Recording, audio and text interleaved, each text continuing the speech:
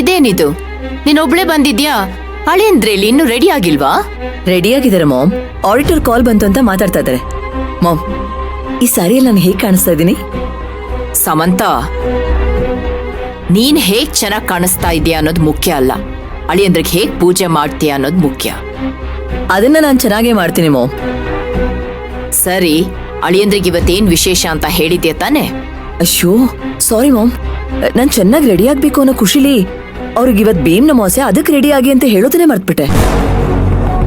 ಆದ್ರೆ ರೆಡಿ ಆಗಿ ಅಂತ ಹೇಳಿದೀನಿ. ನೀನ್ ಯಾವಾಗ್ಲೂ ಹೀಗೆ ಮಾಡ್ತೀಯ. ಸಿಂಗಾರ ಮಾಡ್ಕೊಳ್ಳೋದ್ರ ಬಗ್ಗೆ ಗಮನ ಬಿಟ್ರೆ ಬೇರೆ ಯಾವ್ದ್ರಲ್ಲೂ ಇಲ್ಲ. ಹಾಗಂತ ಏನು ಇಲ್ಲ ಮಾಮ್, ಈಗ ರೆಡಿಯಾಗಿ ಅಂತ ಹೇಳಿದೀನಿ. ನಾನೇನಾದ್ರೂ ಅವ್ರ ಪಾದ ಪೂಜೆ ಮಾಡ್ತೀನಿ ಅಂತ ಹೇಳ್ಬಿಟ್ಟಿದ್ರೆ ಖುಷಿಲ್ ಕುಣಿದಾಡ್ಬಿಡ್ತಿದ್ರು. ಆಗ ಅವ್ರನ್ನ ಕಂಟ್ರೋಲ್ ಮಾಡೋದಕ್ಕೆ ಆಗ್ತಿರ್ಲಿಲ್ಲ, ಅದಕ್ಕೆ ಹೇಳಲಿಲ್ಲ. ಈಗ ಹೇಗಿದ್ರು ರೆಡಿ ಇದಾರಲ್ಲ, ಅವ್ರ ಕಾಲ್ ಮುಗಿದ್ಮೇಲೆ ನಾನೇ ಹೋಗಿ ಕರ್ಕೊಂಡ್ ಬರ್ತೀನಿ. ಹಾಗೆ ಡ್ಯಾಡ್ನು ಕರ್ಕೊಂಡ್ ಬರ್ತೀನಿ. ನಿಮ್ಮಪ್ಪ ಮನೇಲಿ ಇಲ್ಲ ಸಮಂತ, ಏನೋ ಆಫೀಸಲ್ಲಿ ಅರ್ಜೆಂಟ್ ಕೆಲ್ಸ ಇದೆ ಅಂತ ಹೋದ್ರು.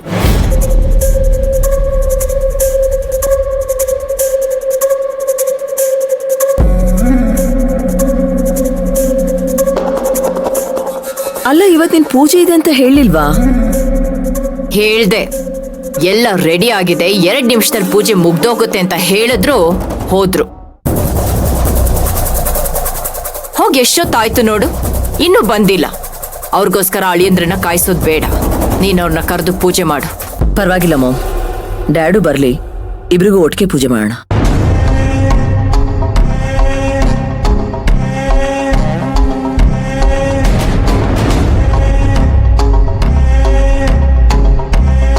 ವಾವ್, ಎಲ್ಲ ಚೆನ್ನಾಗಿ ರೆಡಿ ಮಾಡಿದ್ದೇನೆ ಮಾಮ್. ಗೋವಿಂದು,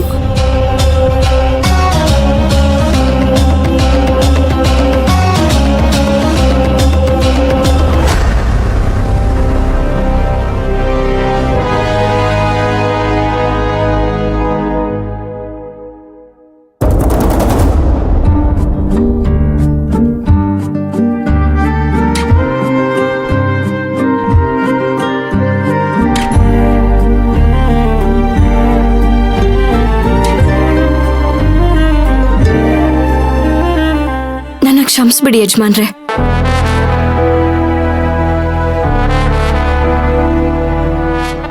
ನಿಮ್ಗೊಂದ್ ಮಾತನ್ನು ಕೇಳ್ದೆ, ನಿಮ್ಮ ಅನುಮತಿನ ಪಡೆದೆ ನಾನಿಲ್ಲಿಗೆ ಬಂದ್ಬಿಟ್ಟೆ. ಕ್ಷಮಿಸ್ಬೇಕಾಗಿರೋದು ನಾನಲ್ಲಮ್ಮ, ನೀನು. ನಿನ್ ಮೇಲೆ ಇಂಥ ಆಪಾದನೆ ಬಂದಾಗ ನನಗ್ ಶಾಕ್ ಆಗ್ಲಿಲ್ಲ, ಗೊಂದಲ ಆಯ್ತು. ಇದೆಲ್ಲ ಏನು ಅಂತ ಯೋಚನೆ ಮಾಡೋ ಅಷ್ಟರಲ್ಲೇ ಮನೆಯವರೆಲ್ಲ ನಿನ್ ಮೇಲೆ ತಂಗಿ ಎಜುಕೇಶನ್ಗೋಸ್ಕರ ಚೆಕ್ ಕದ್ದಿದ್ಯಾ ಅಂತ ಹೇಳಿ ನನ್ ದಿಕ್ ತಪ್ಪಿಸ್ಬಿಟ್ರು.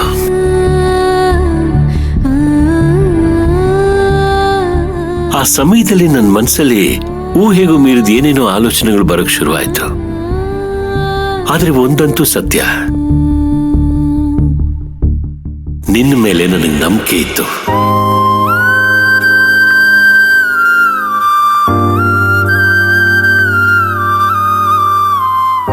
ನೀನ್ ಯಾವತ್ತೂ ಇಂಥ ಕೆಲಸ ಮಾಡಲ್ಲ ಅನ್ನೋ ಭರವಸೆ ಇತ್ತು. ಅಷ್ಟೆಲ್ಲ ಆದ್ರೂ ನಿನ್ ಮೇಲೆ ಆರೋಪ ಮಾಡ್ತಾ ಇದ್ರು ನಾನ್ ಸುಮ್ಮನೆ ಇದ್ದಿದ್ದು ನನ್ ತಪ್ಪು. ಆಗ ನಾನು ಮಾತಾಡಿದ್ರೆ ಈಗ ಈ ಸ್ಥಿತಿ ಬರ್ತಿರ್ಲಿಲ್ಲ ನಿನಗೆ. ನಿಮ್ ಪರಿಸ್ಥಿತಿ ನನಗೆ ಅರ್ಥ ಆಗತ್ತೆ ಯಜಮಾನ್ರೆ. ಆ ಪರಿಸ್ಥಿತಿನಲ್ಲಿ ನಾನಿದ್ದಿದ್ರು ನಾನು ಮೌನವಾಗಿ ಇರ್ತಿದ್ನೇನೋ.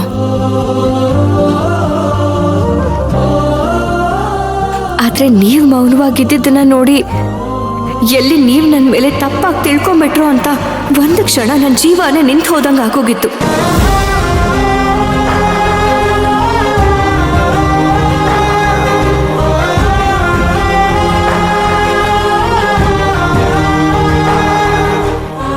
ನೀನ್ ಯಾಕೆ ಹಿಂಗ್ ಮಾಡ್ದೆ ಅಂತ ನೀವೊಂದ್ ಏಟ್ ನನಗ್ ಹೊಡೆದಿದ್ರು ನನಗ್ ಬೇಜಾರಾಗ್ತಿರ್ಲಿಲ್ಲ ಯಜಮಾನ್ರೆ.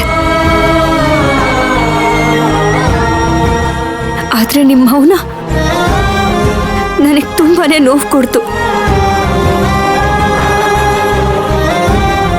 ಈಗ ನಿಮ್ಮ ಮಾತುಗಳನ್ನ ಕೇಳಿದ್ಮೇಲೆ ಮನ್ಸಿಗೆ ಸ್ವಲ್ಪ ಸಮಾಧಾನ ಆಗ್ತಿದೆ ಯಜಮಾನ್ರೆ. ನನ್ನನ್ನು ಅರ್ಥ ಮಾಡ್ಕೊಂಡಿದ್ದಕ್ಕೆ ತುಂಬಾನೇ ಧನ್ಯವಾದ ಯಜಮಾನ್ರೆ.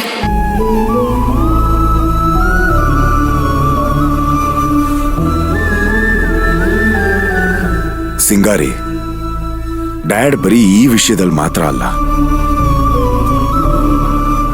ಎಲ್ಲಾ ವಿಷಯದಲ್ಲೂ ನನಗಿಂತ ಹೆಚ್ಚು ನಿನ್ನನ್ನು ಚೆನ್ನಾಗಿ ಅರ್ಥ ಮಾಡ್ಕೊಂಡಿದ್ದಾರೆ. ಹೌದಮ್ಮ, ನಾನು ಯಾವತ್ತೂ ನಿನ್ನ ಬಗ್ಗೆ ತಪ್ಪು ತಿಳ್ಕೊಳ್ಳೋದಿಲ್ಲ. ಯಾಕಂದ್ರೆ ನೀನು ಅಪರಂಜಿ ಚಿನ್ನ.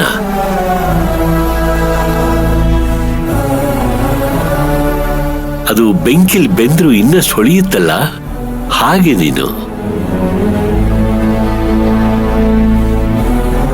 ಎಷ್ಟೇ ಕಷ್ಟ ಅನುಭವಿಸ್ತಿದ್ರು ಯಾವತ್ತೂ ತಪ್ಪು ಮಾಡಲ್ಲ, ತಪ್ಪು ದಾರಿ ತುಳಿಯಲ್ಲ ಅನ್ನೋದು ನನಗೆ ಚೆನ್ನಾಗಿ ಗೊತ್ತು.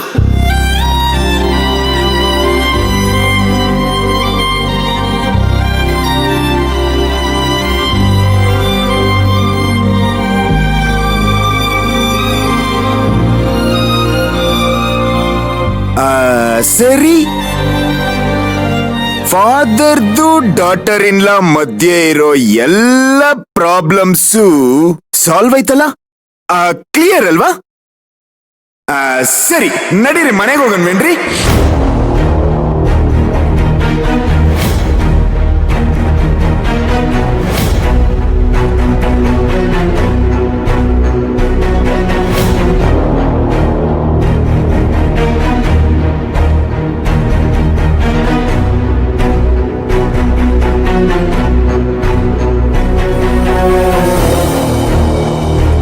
ಮಳ್ಳಿ ಮಳ್ಳಿ ಮಂಚಕ್ಕಿಷ್ಟು ಕಾಲು ಅಂದ್ರೆ 3 ಮತ್ತೊಂದು ಅನ್ಲಂತೆ. ಹಾಗಿದೆ ಕಣೆ ನಿನ್ ಮಾತು.